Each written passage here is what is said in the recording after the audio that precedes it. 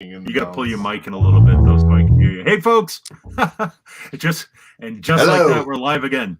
Yeah, man. Hey, everyone. Welcome to SVT time. Actually, we should probably call this SGT time. Yeah. Say that. We're eventually going to have a contest where if you could say SGT-DI 10 times fast, the person that could say it the fastest is going to win a free hoodie. SGT time. We'll figure out a way to do that. Time. Huh? SGT time. No, you don't qualify, dude. Anyways, welcome everyone to SVT time. And as every episode, this is of course, they're all special in my opinion. And this is episode 52 now. So We're beyond the half century mark. And today we're celebrating it by showing you guys the new SGT-DI that we just launched last Tuesday. Was it last Tuesday or last Wednesday? Last Tuesday. That's right. A little bit like that. It looks just like that, actually. So yeah, the whole purpose of this is, this was the whole premise behind SVT time in the first place, was whenever we launch a product to come on and show you the product. So it's just Dom and I today. So you stuck with our two ugly mugs, and that's right. Unfortunately we don't have an art. Well, you do have the beautiful SGT-DI. So anyways, yeah, we're going to talk the SGT-DI here. Obviously we're going to field everybody's questions. So I see questions coming in, and as we get some, we'll field some of these questions. We also had some folks comment in earlier that we have some questions we got to answer here too. So, but anyways, Dom, welcome, Dino, buddy. It's all about the grit, the super grit. Man, talk about running it right down to you guys. Like, we were literally right. That's why we're running a few minutes late. We're trying to get the audio up and running, and of course, Dom and I, neither one of us being video AV engineer producers, it's like everything we do here is kind of by the seat of our pants. So hopefully this works. But so Dom, audio's easy. It's like once they tell us to do the video part, that's when it's like, that's when it's a 50-50 chance of this working out. That's you know what? That's why they call us the talent. Right. Or lack thereof. But how you doing, buddy? Everything good? Doing really well now that this thing's out in the wild. It was very hard to not talk about this for a long time. Yeah, exactly. I think I gotta say, one thing I do want to point out is if anybody has seen the introduction video, when we were showing the introduction video to everybody in-house at Yamaha Guitar Group, the big question came up was like, man, Dino didn't even know anything about this. Like, for all the questions that I was asking. So I just want to point out that was all scripted and staged, really. Obviously I did know about it, but it's just kind of like, people are like, why is Dino asking Dom about this pedal? Like, did he have no idea this was coming either? So in some ways I didn't, but anyways. Yeah. We're going to be answering speaking of questions. This is a Q&A as much as it's us, hashing out everything about the pedal and showing everything. I actually, quickly before we get back into a little bit of an intro, I'm already like seeing questions I want to answer. Let's get right to them then. We're gonna get right in it. Okay. Yeah, sorry. Yeah, absolutely. This is for you guys. This isn't for us to talk about what we already know. So. Somebody asked, Leandro asked, are there IRs already in the user slots or are they empty? They are pre-populated because we didn't want you to just click on user. So to this side of the pedal, this is your like cab IR section. So basically when you're on cab, these are the three factory cabs. It's a 410, the 115, and the 810. When you go down to user, these are the slots, the three slots via USB and the IR loader, which we'll show here, that you can load in your own slots. But out of the box, it does come pre-populated with a SVT 112, 112 AV, a 210 AV, and a 212 AV in these slots. So that's the ABC slots right here. So it is pre-populated. Nothing's empty, but you can swap them out for whatever you want. Those three slots, A, B, and C. Yep. Yeah. Cool. Yeah. And I have actually experimented with some IRs that I have as well, and it does work really. Yeah. Obviously you got to have the IR loader, which I know you have. Do you have a screenshot of the IR loader, Dom? You can show. Let's check this out. And that's with me connected. Oh, I got really small for some reason. There you There go. we go. Yeah. So yeah, these are the user ones. I'm sorry, this is the factory ones, but you can still set the high cut, low cut, and level. And when you set these, it actually just automatically saves on the device. So once you go away to these other things, you come back, save that level.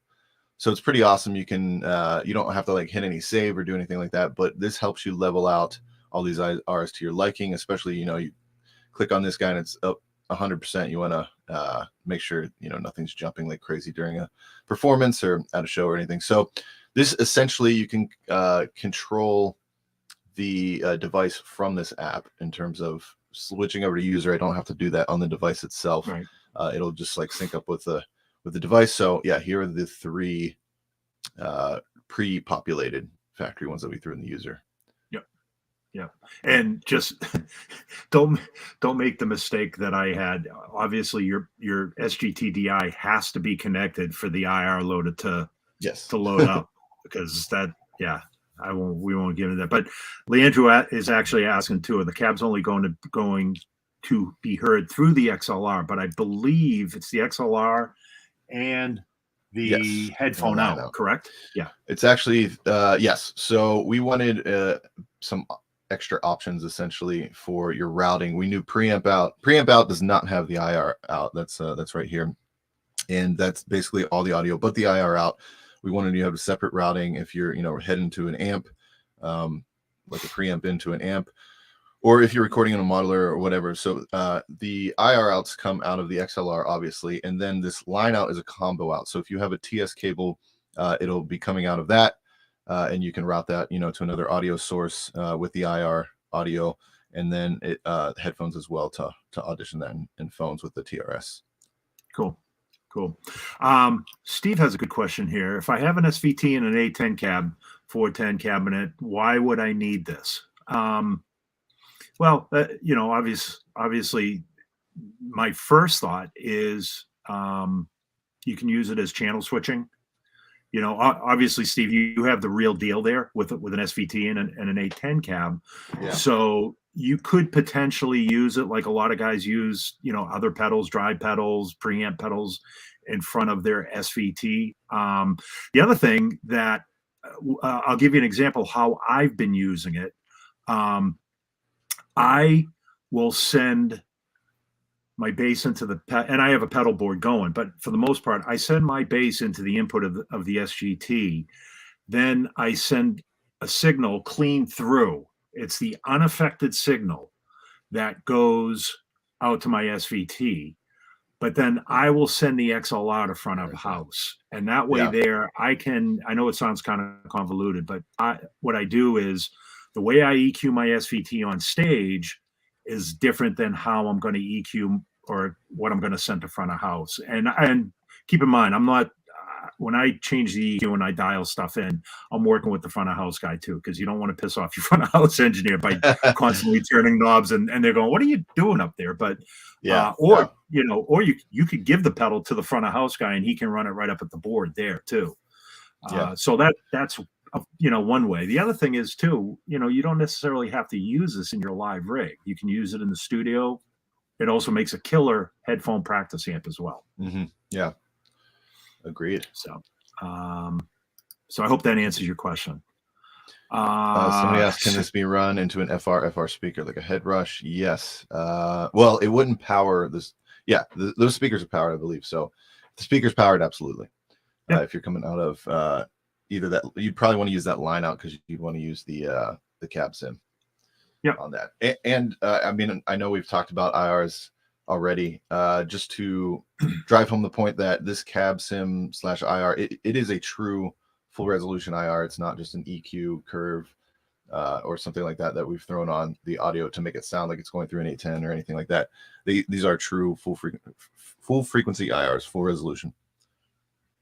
Right. Let's see. Max, good try. Free SGT-DI for being 16th online. Nice try, buddy. You know, if we had thought of that, maybe, I don't know. Let's see what else we got going on here. So there's another thing I want to point out in terms of just durability sense of it. I know one of the reviewers, I think, pointed out not absolutely loving these recessed pots, but the whole point of this is that you can set it and forget it, and it's, you know, durable on the road because you can just pop it in and it's like not in any way impeded by anything. Same thing with the aux level. So like I said on the IR loader, how you can kind of set the cab level per IR and it will save. It actually does it on the device as well. So say you're on slot A and you're like, I got to take that down a little bit, and you want it there, pop that back in. It instantly saves. You don't have to actually physically pop it back in to save it, but it'll save on that slot. And then you go to, let's say, the 810 and you want to boost it a little bit. It'll basically save all these on the device per IR, wherever it reads that position of that knob. So until you change it again, it'll save it for that slot. So let's say you run your 810 really hot, and then you run your 410 not so hot. And as you save it, when you switch between your 410 and your 810, it'll actually recall that last setting for that cabinet that you saved. Correct.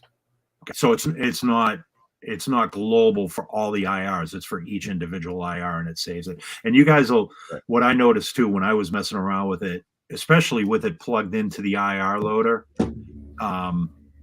you'll see how it works. Like how, you know, you switch to the 810, you adjust your cab level, then it saves it at that cab level. Then you switch to the 410, you adjust it to a different cab level. The 410 saves it at that cab level. And then as you switch between the cabinets, it'll recall back to the setting that you last saved it at. So if that makes any sense. This is bass player talk. So he has to demo the IR loader software, so let's do it. Yeah, there you go. Let me get over into this. While you're doing that, Andy's mentioned here, I'm so stoked you guys upgraded this pedal. I was hesitant to buy Scrambler because it didn't have the DI option. One thing I guess we should clarify, Dom, is I guess you could call it as an upgrade to the SCR-DI, but it's not really an upgrade to it. It is a different animal. Yeah, I completely agree.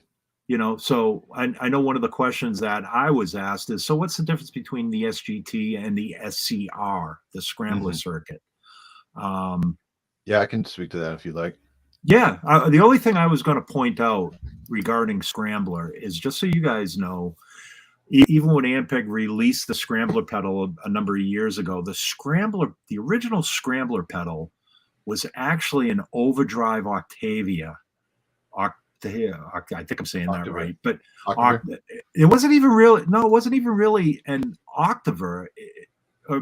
It was originally. It basically sounds better, or I don't know if it was originally designed for guitar players in general, but you see more guitar players using the original Scrambler than you do see bass players. Big pedal with the A logo on it, the clamshell. Yeah. And if you, any Jimi Hendrix fans out there, if you listen to the solo guitar outro of All Along the Watchtower, that's Jimmy playing through an original Scrambler pedal. You hear kind of like an octave above what he's playing, and it's distorted. So we basically just recycled the name Scrambler when we did that original circuit. So I'll let you talk about the differences between the two. Yeah, I feel like too the Scrambler is kind of specifically voiced like an SVT grind. Basically at those like kind of those higher levels, it is a little bit brighter, I think, than this pedal overall. We kind of built from the ground up the EQ section of the SGT-DI, be a little bit more warm. We really wanted the SGT circuit to be more of and it's all analog circuit, but so I want to use the word emulate. I don't mean like a digital way. We wanted it to be like a tube emulation for both B15 and SVT. So you truly do feel like you're turning up an SVT pretty hot. I mean, we A/B'd this against a cranked SVT and all the different drive settings, and then a full old school B15 reissue. And especially on the B15, I was very impressed. Full grit and B15 sounds actually exactly like you would crank if you would ever be brave enough to crank a vintage B15 like that, which most people aren't. So most people probably haven't even heard that kind of sound, but it's pretty awesome. But it basically allows you to have kind of more of a mild tube, almost like a fatness that you can roll in. And then when you have the grit after a certain point, then it starts breaking up. But if you have grit all the way down, level up, and you kick in the B15 circuit, we specifically, it's kind of like a hidden feature. It's like a clean boost in a way. It has a little bit of fat or low end to it than when you're playing without the SGT in. But I would say the SGT circuit as a whole is more of a tube circuit emulation, all analog again, versus the Scrambler that is specific, like a grind from the SVT. Yeah. Yeah. And I think it was John Willis. If anybody's on the Helix basis or Helix user basis Facebook group, John Willis is one of the guys there. He finally got his in. He texted me. He said it sounds like the B15, the SVT have more of it acts more like a sag feature for overdriven than it does like what the original Scrambler did for distortion, if that makes any sense too. Yeah, that makes sense. You know, somebody asked, Peter Allen asked, does it have a jumper on the motherboard to provide a negative 15 dB pad like the SCRDI, I believe is what he's saying? It does not. We when I first spec'd this had a pad in it in the circuit, and we just found that it wasn't very usable with this circuit. We wanted people to be able to plug in and really be able to use all that the SGT has to offer, and enable to do that. Even with active basses, you don't really need the negative 15. You can basically use the level controls on the SGT and on the preamp volume to account for that. But we didn't want to essentially make the SGT sound a little bit anemic by having that pad in. So it's actually a lot better without it. But I've played several active basses through this and can get all the sounds that basically I'd be expecting to get with a pad without having to worry about that. That was my camera over the SGT-DI. I was going to say that sounded expensive, but yeah, somebody else has asked that, Peter, and I think they asked it online. And the other thing, one of the things too, is like Dom was saying, unlike the SCRDI, you have 3 ways to adjust your input gain. You know, basically through the volume, then through the SGT circuit, and then also, through the IR loader. So there's 3 ways to kind of adjust your input depending on the bass that you have. So it's funny because I remember when the SCRDI, that jumper was sort of an afterthought. With so many basses coming in, and we realized, oh man, some of these basses, like 18-volt systems, are really hot. Some of them aren't so hot. So the version 2 of the SCRDI, I know we had talked about putting in an external 15 dB jumper, but it never came about, and now we have the SGT-DI. So John Gilbert, I run my pedal board in front of my SVT. Am I safe to assume this would be placed at the end of the board? It's kind of per taste. I actually like putting mine at the beginning of the board. But it's, again, kind of per taste of how you want to run your chain. So you would put this before all of your effects, Tom? Yeah, well, I shouldn't say that. I guess with like mod and stuff like that, I kind of like going after. I'm kind of a weirdo like that. But I guess you are a weirdo. Depends too how you're using, whether you're using that line out with you probably wouldn't be using the cab sim on that. But I guess I would say put this where you typically would put in your chain an overdrive, something of that sort. I know it's the preamp part of it too, but or a preamp, right? Yeah. Yep. Is the signal fully analog? Yes, it is. The preamp and SGT circuit are the only thing digital on this product. Is the IR out or IR loader section to connect with your computer. Which, by the way, let's get into that. We're gonna do some IR. Oh, sorry. Go ahead. No, go ahead. While you're setting that up, there was a question that came in from Instagram from Pinko Palo Bass. Can we use the SGT-DI as an audio interface to the USB-C? And no, the answer, not. Yeah. Right now, it's just the USB-C is used as a connection to the IR loader. Maybe in future versions, who knows? We might be able to do that, but for now, it's not. All right, so you can see I have this is what my preamp set to, pretty flat, and I have the comp barely triggering there. Both boosts are off. Is that audio okay for you, Dino? Yeah. Yeah, I'm going to see if I can get rid of my shot here. And nope. Okay, so let's go into the IR loader. Right now we're playing through the B15. Levels at 50. And then when you go basically to adjust the high cut and low cut, let's see here. Here we go. Oh, that is over here. There we go. Okay, so you can basically thin out super subby IR if you have to. And then these high and low cuts operate just like the level in terms of saving per IR. So let's take this level down, and we know it's lower than we'd like. Let's head over to this 410, which is a little hotter. And then when we go back, see, it saved everything where it was. So let's bump this back up. Take the high cut down. Let's shave off like just up to 40. And then that just saves there. So then we head over to back to that cab, it's saved. Let's go to the 810.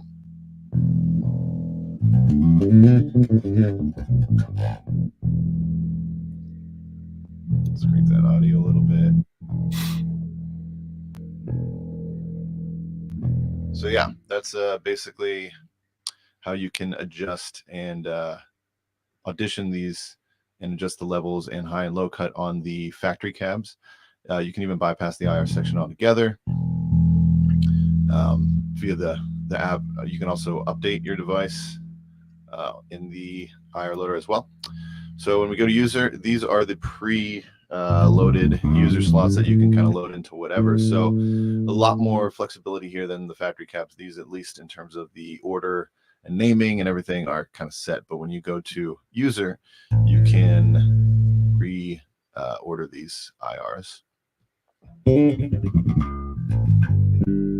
You can import other IRs. You can export these IRs. Same control in terms of per IR, high cut, low cut, and level settings. So that's it. So, Dom, real quick, Yep. if somebody were to populate these 3 slots with their own IRs, and they didn't save these IRs, how would they be able to get them back? You would be able, great question. You would be able to go and update. Oh, let me minimize this a little bit here. Oh, forgive the technical difficulties. There we go. You would update the firmware and basically perform a factory reset, which is shown in all, like basically all the instructions will be shown here when you go to update. Okay. So that's the way to get it back. And then you would just go back to your 1.0 firmware and perform a factory reset. But then when you do that, you lose your custom IRs that you put in there too. Correct. Which you probably have saved at that point anyways, if you were able to upload them. Yeah. So, yeah. No, and I got to tell you, like, I mean, I think all 6 IRs sound really killer. So if you're like, you know, if you're a true diehard Ampeg guy and you really don't have the use for, hang on a second. And you really don't have the use for, you know, for any other IRs, that all 6 of those are really very useful. I especially like the little 210 because that's off the micro VR 210 cap, right? Yes, and that's what I found that a lot of people. I'm trying to find some other IRs I have here. A lot of people use that 210. It's like their go-to right now. At least in the first week, that's what I've been asking people.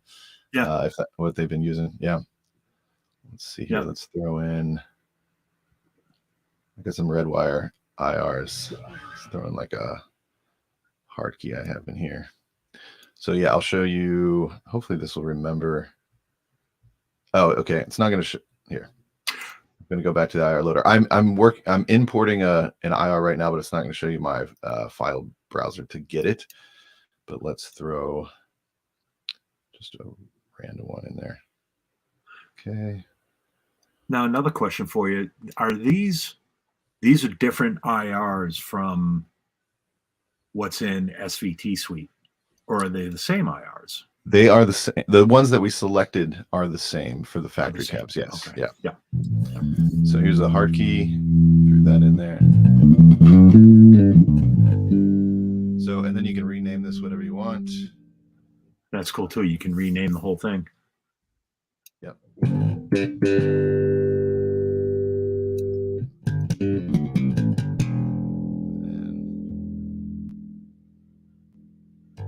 you have compression going on your pedal?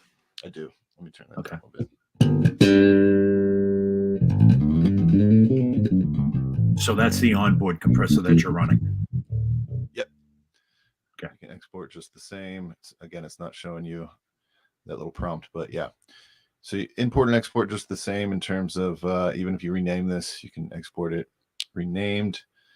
And yeah, that is in a nutshell the IR loader. Cool. Any other questions that anybody has keep, on the IR keep the loader? questions coming.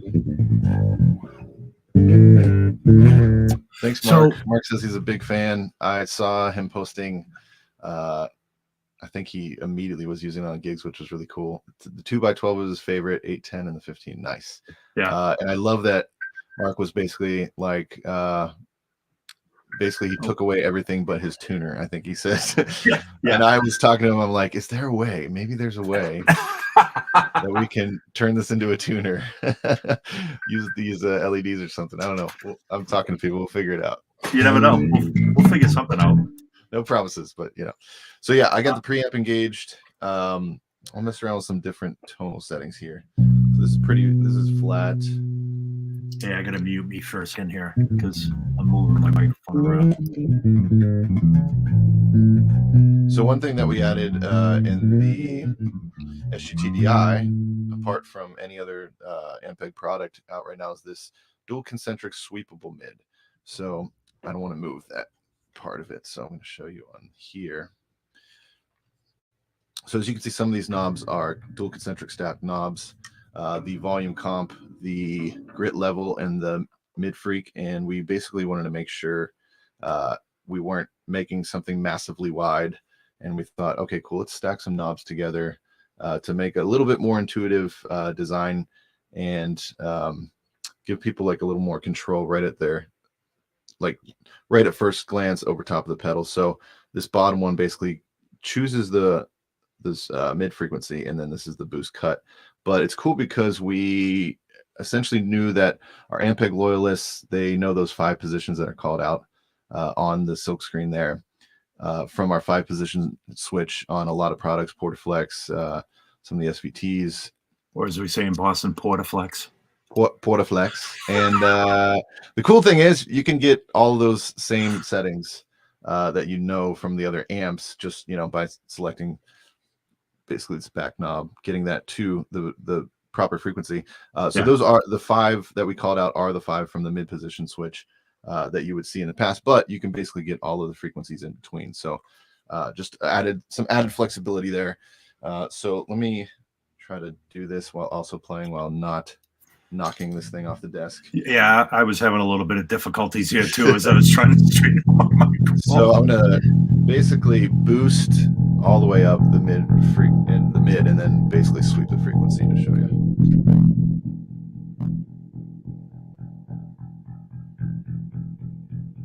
So it's essentially what I would consider a quasi-parametric, because you have the boost and the cut and the frequency control. You just don't have the cue. Yeah. And yeah, so I like it. It's got some nice growl. You can get down. This is kind of cool at the lower low mids, where it sounds a little more like a traditional SVT. Yeah.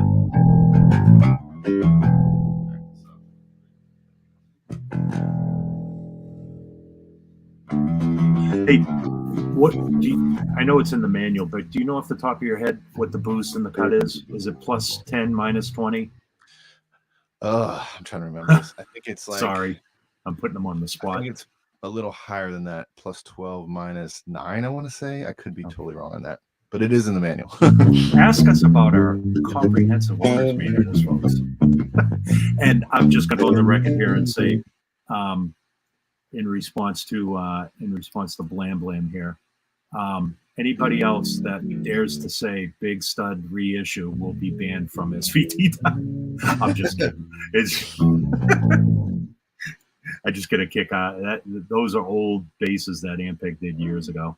Nice. Yeah, every time I bring up basses to Dino, I get slapped. All right, let's go to the 810. And let's tame it a little bit because it's a little hot. Now, you just did something there that made the IR light clip. Yes. That light up. Yes. So obviously that's a clip light. Yep. So basically, let's get that back. There we go.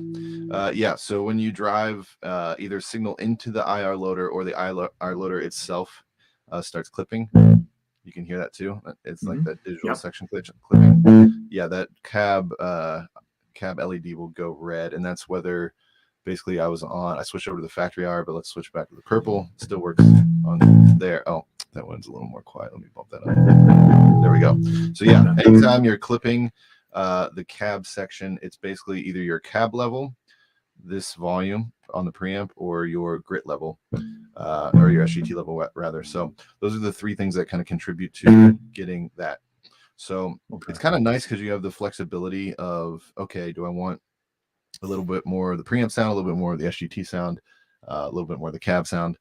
But with that with the power comes great responsibility of of not clipping. So wow. So we're gonna back down that level. I'm gonna get back on the 810 here, which I had cranked up a good bit. There we go. All right, so now let's get into. I'm keeping that mid. I'm gonna get around closer to 3K. Oh, Haji to the rescue. Yeah, thank you, Haji. Look at that.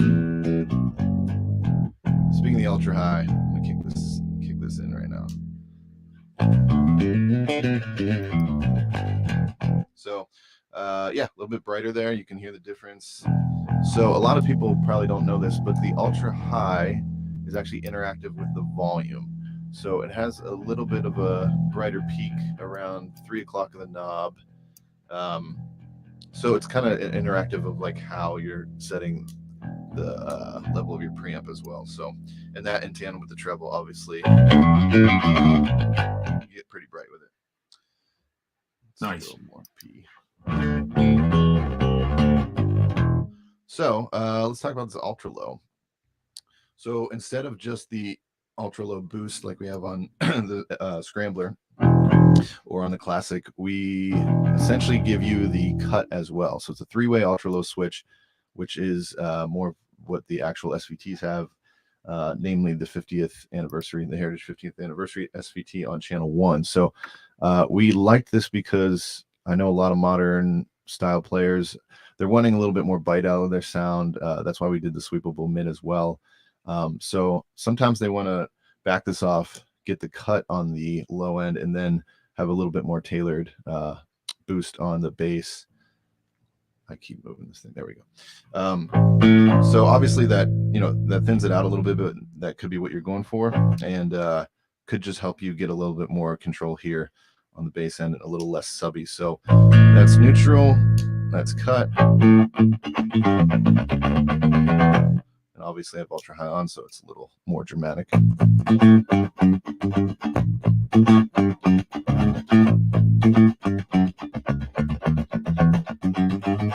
And then we can get it back to normal.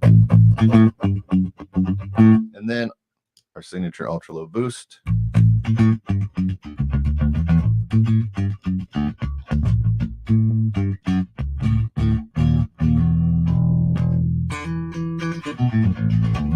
And then ultra high and ultra low together.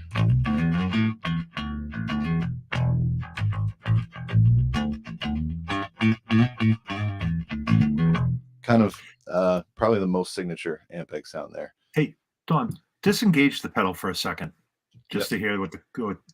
Let me turn off the IRs as well.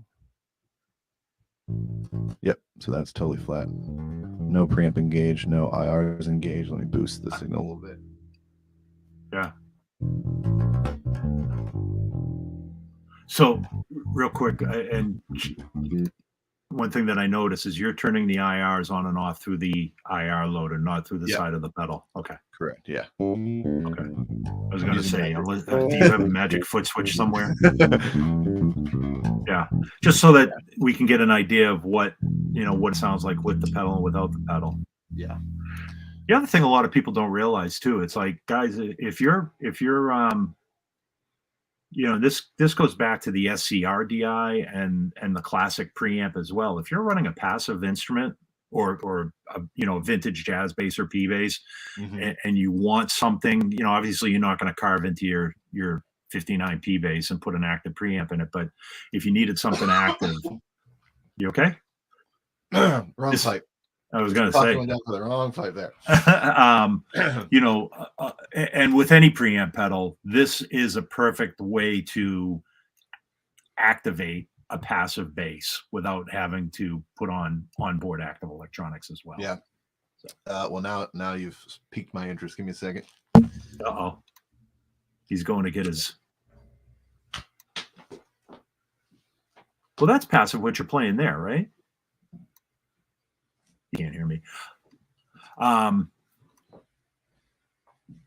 Let's see. Uh-oh. What's he grabbing? We're going to audition this SGT circuit, and you're talking about passive basses. I felt like this was the right move to sonically hear this thing for the first time. So this is a American original 60s, 62, I think specifically, P bass. And I'm gonna show you guys the SGT circuit with the B15 first. So I'm gonna go back to flat and make sure this compressor is just hitting. There we go. All right, let's get back to the IR. Let's go on 115. Yeah, it's way better. Just that feeling when your IR kicks in.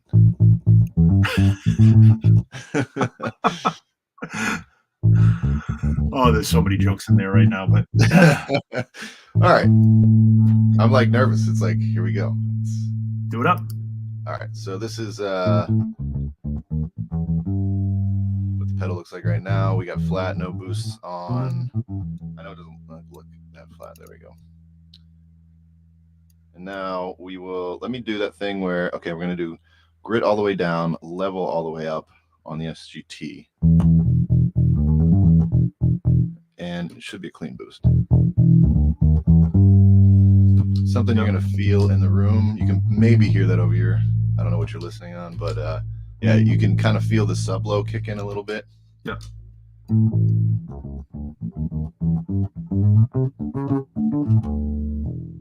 And that's with the level up and the grid all the way down. Yep. So that's kind of a nice way, if you dare take a bass solo, to kind of have a channel 2 and boost that signal and not be, really broken up. If I really dig in, you can hear a little bit,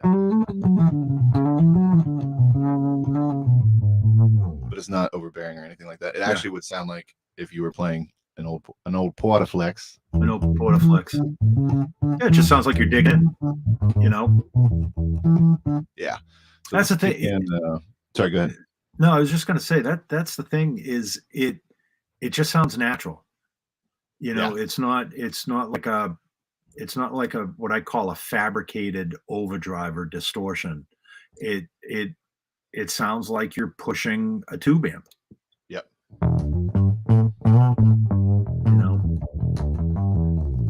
So let me now that we have the level up, I'll start adding grit to the signal.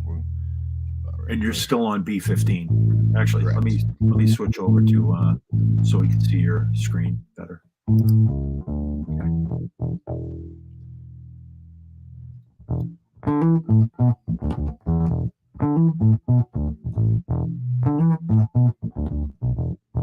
So you know how the SGT, so I start cranking that, it's going to trigger that compressor a little bit more. Yep. Yeah. So now I'm clipping because I backed off the compressor. I'm using my IR software. I'm going to take down, level that cab a little bit. Just on the verge. So this means that if I want more level out of that, I just need to take this SGT level down a little bit. There we go. Yeah. So what you're proving right here is, as plug and play as this thing is, like you can plug into it and get a great sound out of it just by plugging into it and turning it on and turning a few knobs, but you can really get into the weeds by messing with your cab level, messing with your compressor, messing with your grit level, messing with your SGT level. I mean, there's so many different ways that you can adjust the hair, if you will. You know what I mean? You can really get into the weeds on this. Yeah. Yeah, and let's get pretty crazy with it. This is like if you cranked a B15 in real life to a point where you would get scared that you're going to break it.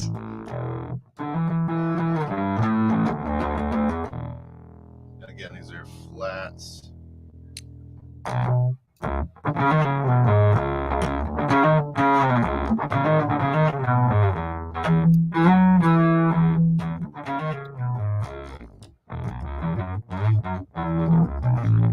So a little hairier of the B15, and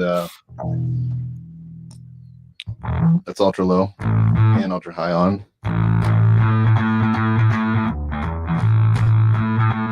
It's almost like you're getting into like a square wave synth sound. Yeah, yeah. You can get pretty radical with it. Put an octave divider in front of that. Yeah. Yeah.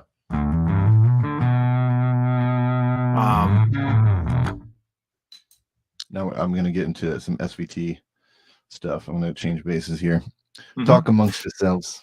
We'll talk. So, Blam Blam, your question to the inputs autocorrect for active and passive outputs, that was something that we had touched on earlier, but also, like we were just explaining, unlike the I have to say this slow, SCR-DI, which has that little internal jumper, the SGT-DI, like Dom was just showing, because there's so many different ways to adjust your input, not your input level, but your gain and your distortion.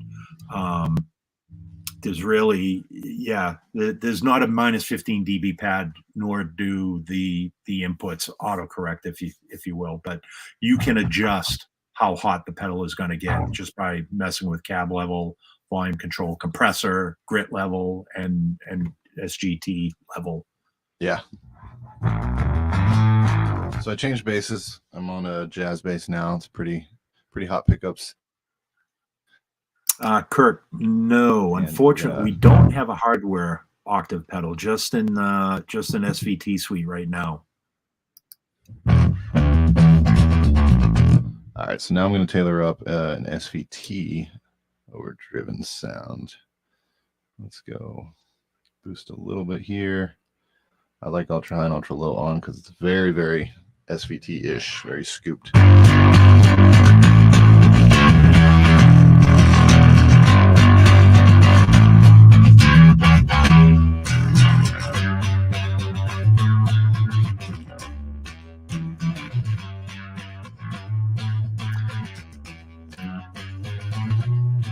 Hey, Dom, something's going on with your level there. A little hot? No, it might have been so hot that it was overdriving something, because your level actually started going down.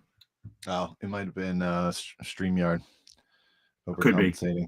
Could be. For me being StreamYard isn't used to this type of engagement, I guess.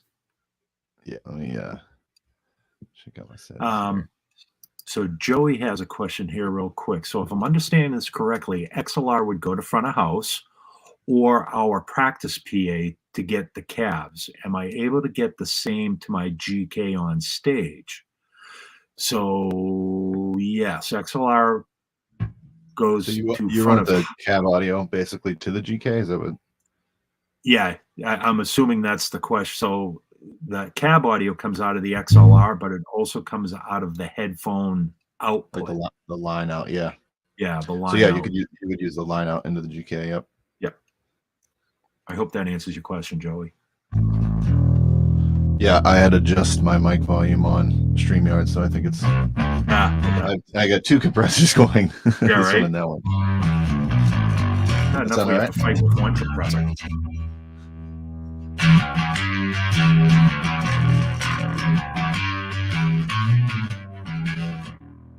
Yeah, it's still ducking out. Yeah. Okay, let me try this. No, I actually took that off, so I don't know why that's doing that. it's logic being illogical. That worked for a second there. It's almost like somebody's pulling a fader down. Yeah, it might be. I got OBS going too. Maybe that's it. You got a lot of stuff going on. It doesn't do that on the pedal, I promise. As you can see, I'm not even triggering the compressor on that. Yeah, right. But it just yeah. It's almost, man, it's almost like the pedal has two different personalities. Yeah. Like we could have potentially called this something different, like the Two-Face or something. Yeah. But I mean, it does Ampeg, you know, that's what the pedal does. It does Ampeg in every way, shape, and form of an Ampeg amp.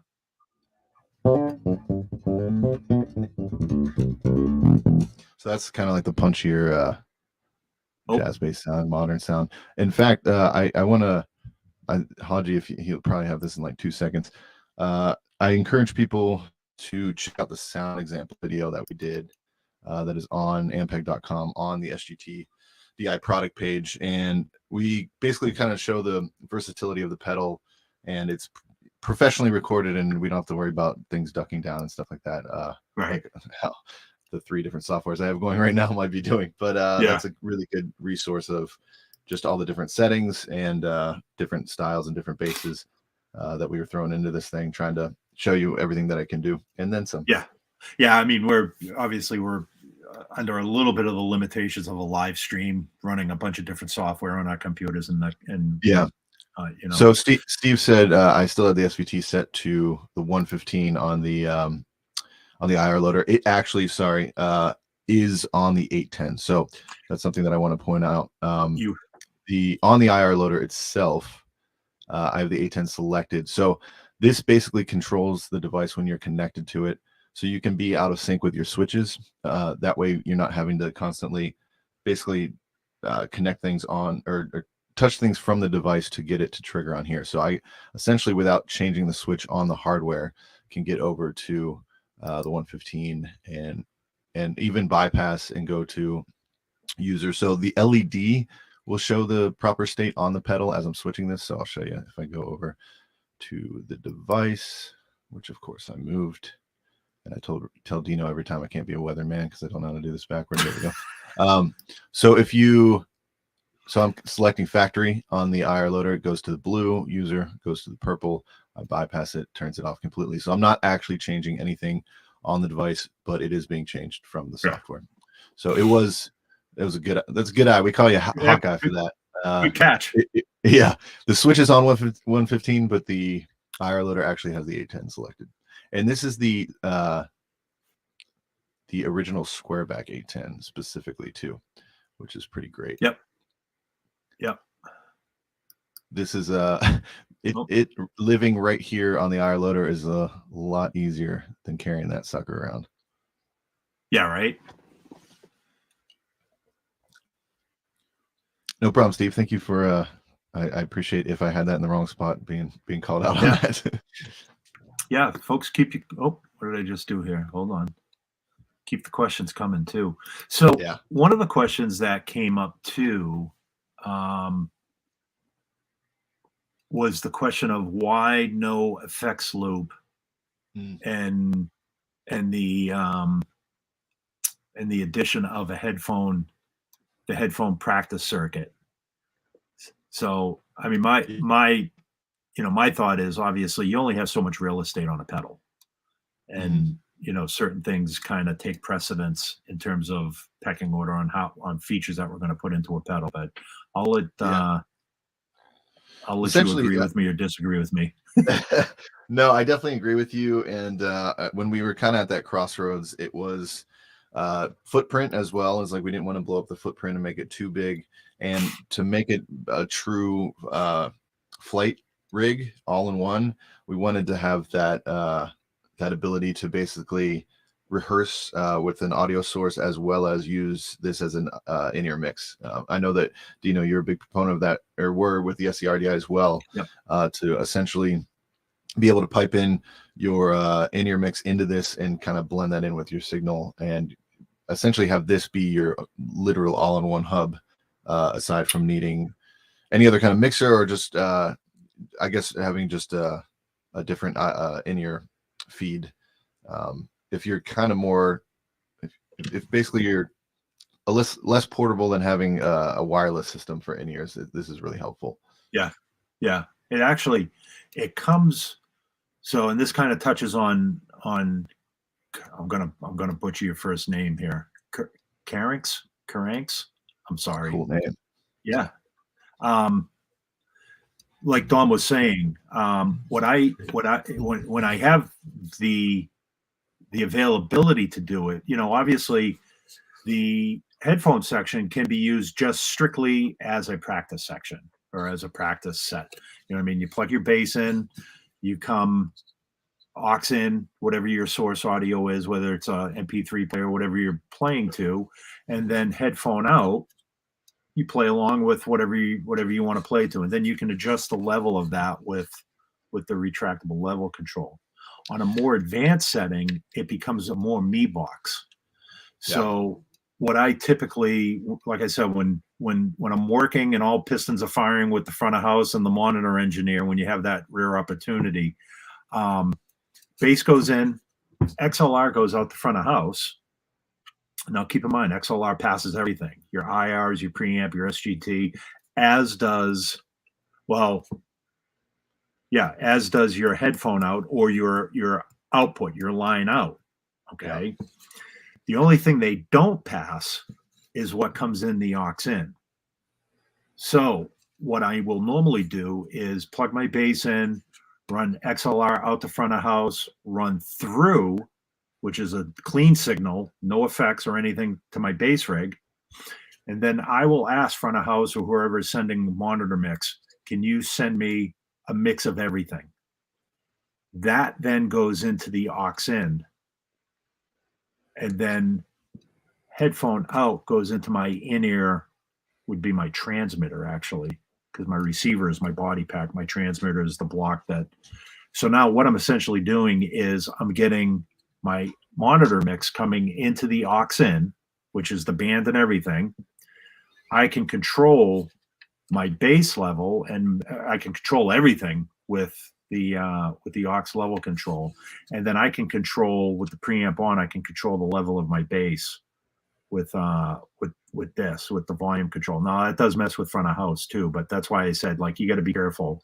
You got to be in sync with everybody that's running sound, because you just got to let them know what you're trying to do. And 9 times out of 10, they're like, wow, that's kind of a cool concept, because now I'm not asking for more me, or, I'm basically blending my bass signal with the front of house mix, and you can have more or less of yourself. So that's kind of a more advanced way. I don't expect everybody to go out and, bust their front of house guy on Friday night, say, dude, Dino told me I should try. But it's just another way that you can use the pedal, which I find kind of useful. Yeah. I'm gonna probably, this is not recommended, but I'm gonna try to test what this person is asking, the preamp out to aux in as a substitute effects loop. I can't promise that there won't be a feedback loop, so I'm gonna mute this and we're gonna see. Because we're always good at figuring out ways to use product that wasn't intentionally designed for. That's how I figured out the headphone, the in-ear monitor mix. 1 second. Yeah.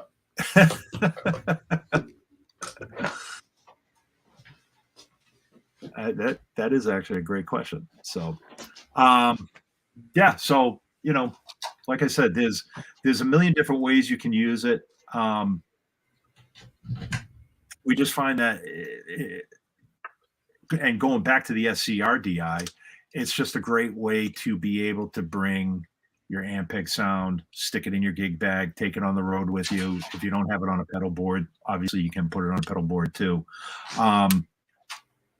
It's just a great fly rig. It does a lot of things, and I refer to it as kind of the Swiss Army knife for bass players. What's going to happen, and I realized this when I started using it, it's like, it's one of those pedals that you just kind of realize, man, why have I not used this before? And now it's just kind of like an essential tool that goes in my gig bag all the time. Let's see what other questions we've got here. Oh, there was a question, and I think this is in the FAQ section of the manual. By the way, somebody was asking for the block diagram. It's not in the quick start guide that comes with the pedal, but it is in the online manual. So if you go to ampeg.com, go to this, and then download the manual. The block diagram is in that manual. But somebody was asking about power. So it comes with the 9-volt AC adapter. You can run it. You can run it on a one spot. It does not run on phantom power or a 9-volt battery though. So, how you making out, Dom? I have a course pedal coming out of. You're going preamp out into the pedal, and then the output of the pedal into the aux in. But here's the catch: you can only audition the aux circuit through the line out / phones out. So I'm going to unplug my headphones here and check this. You're going to have to take my word for it. So let's see. Oh, it won't come. Yeah, it won't come out of the XLR. I'm wondering if you could do it through the through, Dom, instead of the aux. We're going to blow something up today, guys. I know we are. So that 100% works and sounds awesome. So yeah, technically that's an effects loop bypass, like the way you could make that work, but you'd have to go out of the line out. What if you go in the through instead of the aux and out of the line out? Let's do it. Because I would assume the through is you would just basically not have your preamp audio. It would just, but it would be it would be more parallel. Okay. So yeah, you still are going, that would work, but you're still going, you'd have to monitor it through the headphone out or the line out. So it's an option. It's just you have to route it a little differently, but that's why we wanted to make sure this wasn't just a headphone out and was an actual line out as well, because that also includes the IR audio. So we thought, some people might want to use that output as well in conjunction with the XLR out. True. I like options. Yeah. To an annoying point, which is why I included that in there. I will say this. I don't use an FX loop. Is it an FX loop or an effects loop? That's the big question. But I don't necessarily use an effects loop. And the main reason is I'm just too lazy to carry 2 more cables. I'll carry an A10 and an SVT, man, but I am not carrying 2 more cables in my gig bag. It just ain't happening. But Dino, you run this into your. You have an SVT-DI, right? An old one. You kind of run this into that for your. Yeah, that's cool. That is cool. Yeah. So, yeah, I was cheating a little bit there because let's face it, I'm an old tube guy and I love tubes. Yeah. I was bringing this, and I'm not going to unplug it, but it's up here. An SVT-DI, one of the old tube DIs. So running this into the SVT-DI, running the SVT-DI out the front of house. Yeah. And that was pretty cool too. Again, obviously working with the front of house guy, give me your front one. I wasn't using in-ears on that gig. And it was a pretty low volume gig, but and I will state, it wasn't in an old building in Portsmouth, New Hampshire, where if I had brought a rig, I would have had to have carried it up 3 flights of stairs because they didn't have a freight elevator or anything. So I feel so bad for the beer delivery guy that has to deliver that place twice a week because they literally have to lug it up the fire escape. That's the easiest way than going. Yeah, it's just crazy. So somebody asked about does it fit in a padded bag, and I want to grab mine to show them. Funny you should ask, Peter. You think he would have had it like right there. Yes, Peter, it does come with a padded bag. It's actually ironically, it fits in the same padded bag as the SCR-DI. It was originally called the SCR-DI bag, but now that this fits, and the SCR-DI bag, it actually fits a number of pedals, some of the smaller pedals as well. So we're just, he can't hear me yet. So we were just talking about you while you were gone. Good. Yep. Haji's already got. It's the same bag as the SCR-DI, obviously updated logo and look, but it fits perfectly in here. And our friends over at Line 6, it also fits an HX Stomp. But yeah, it fits the SCR-DI and an SGT-DI and power supply perfectly. I know it's kind of just looks black right now, but it's there's a little foam and compartment here for your power supply, which this ships with as well.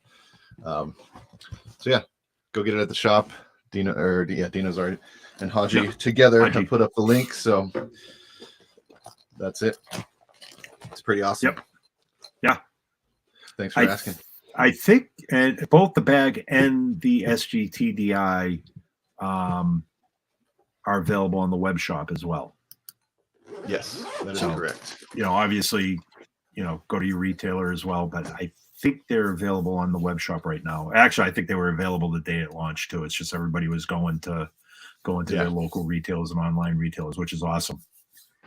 So yeah, we're right about at the 1 hour mark. We're actually, well, we got a little bit of a late start here, but if anybody has any other questions, we're here for you. I think we covered everything. So the 2x10 and 2x15, we miss you, and then the 9x10. Dino, I think we should get an IR of the 9x10. We have a 910 out in the warehouse. We do. I don't know what it sounds like. I don't and know a what 215. Kind of condition. We should. Yeah. I don't know what they sound like or condition. This is a great question. Yeah, amps and IR similar to the HX tones. Similar in what way? So to a lot of people ask this question because they know our connection with Line 6 all being under Yamaha Guitar Group. Because the same question comes up for like SVT Suite as well as these. So these IRs in here are taken from SVT Suite, which are very different from what is in Helix. There's just a different process, different capture process and everything. In terms of the quality of amps, both SVT, so this is all analog. So it's not like HX land or Helix land in terms of those being digital models. But everything in SVT Suite is still a different algorithm, different models than what is in Helix. So just to clear that air. Yeah. It's not, we're not just throwing that into a different hardware. I'm just reading a couple of quick questions that came up earlier on Facebook and Instagram. So we answered Pico Palo bass, audio interface. Somebody had asked, when are you going to launch it massively? I consider it's been launched massively already. Yeah, I think we did that.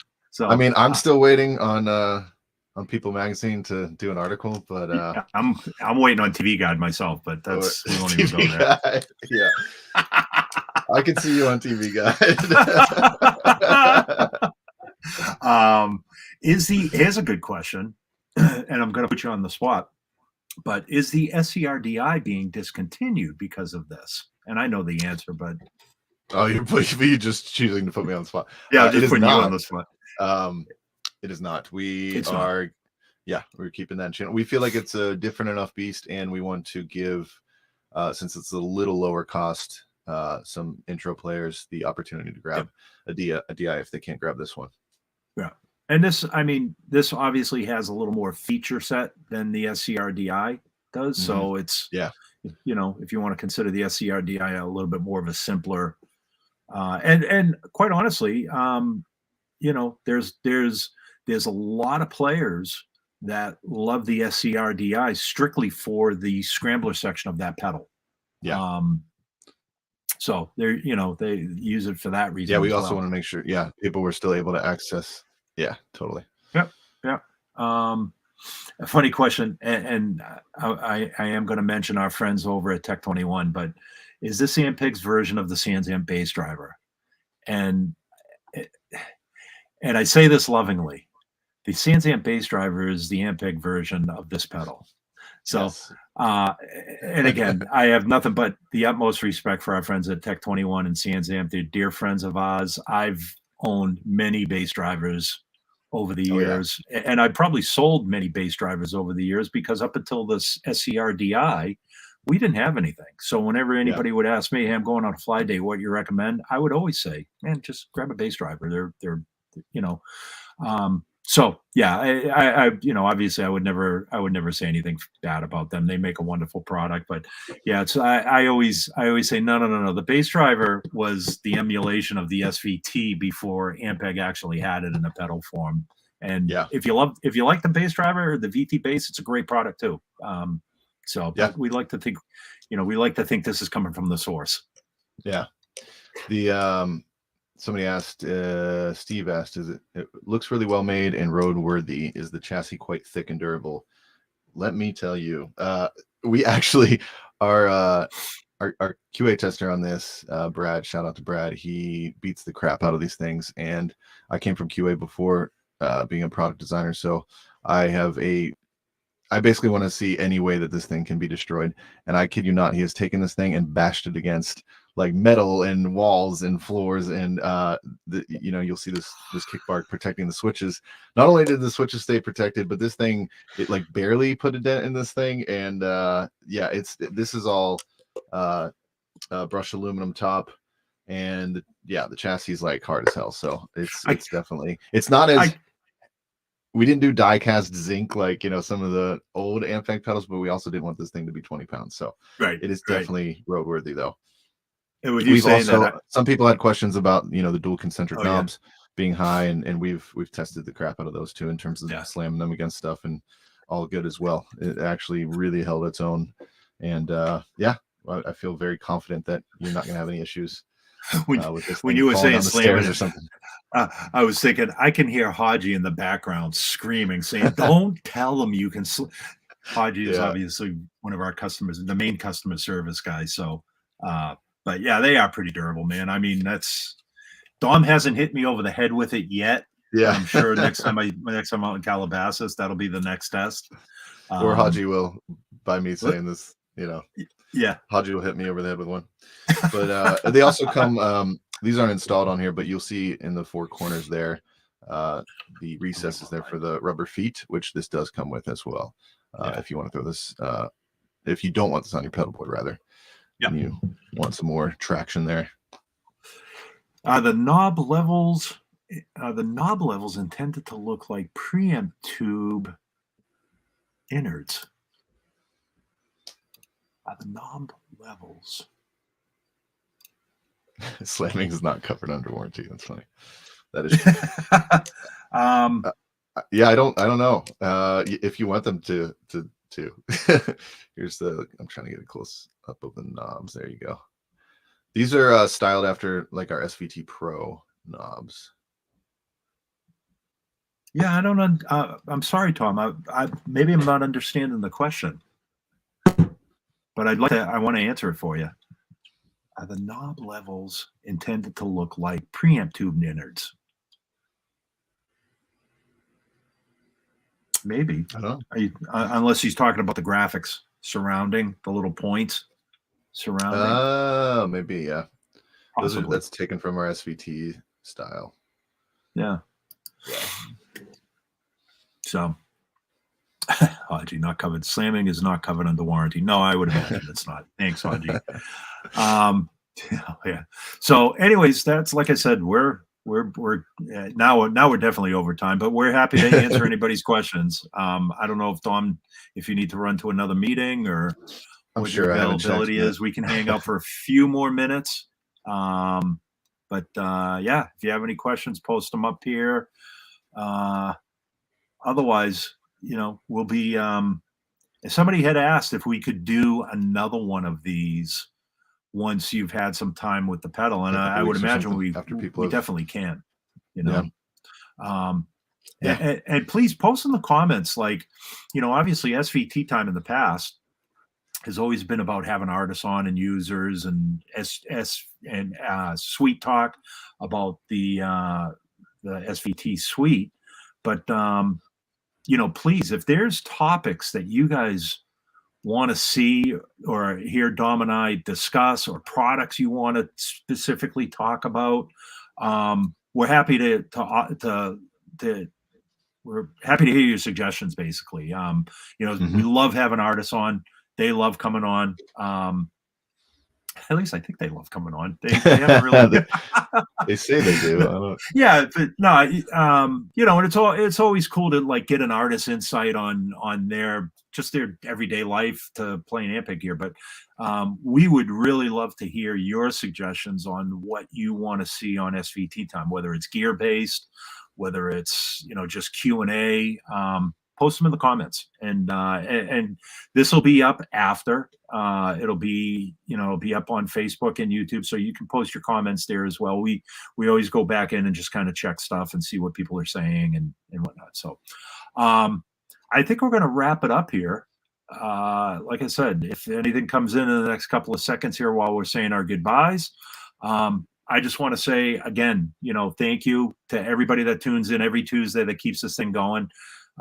We will continue to make SVT times as long as people continue to watch. I say that all the time. We love them, and we might even make them even when people aren't watching them. Just because we enjoy doing this. You and I and TV Guide. Yeah, keep an eye on your next TV Guide or your next National Geographic. You never know. I could be on either one. Aaron, I want to thank Aaron, yes. our producer who puts this whole thing together. She's really. She hates when I say producer, but you do put this whole thing together, Aaron. So thank you. Haji in the background that's answering everybody's questions here and posting links. And it just takes so much off of Dom and I to have to like go on to the Google and find stuff. So, yeah. And of course, Dom, man, what can I say? Congratulations on an unbelievable product. You were the, and likewise, thank you. Yeah, that's like I said, you design it and build it, and I just say how we can use it. So, but you know, so you guys know we're both bass players. Obviously, Dom's an amazing bass player. I'm a hack. I've just been doing it for a long time. I know how to disguise things. And until next Tuesday, folks, or 2 Tuesdays from now, I don't have anything on the docket. But if anybody says any, you know, we want to see a gear thing or whatever, we can always throw that in place too. So. Until the next SVT time, folks, thanks for tuning in, and we'll catch you later. Be safe. Thanks,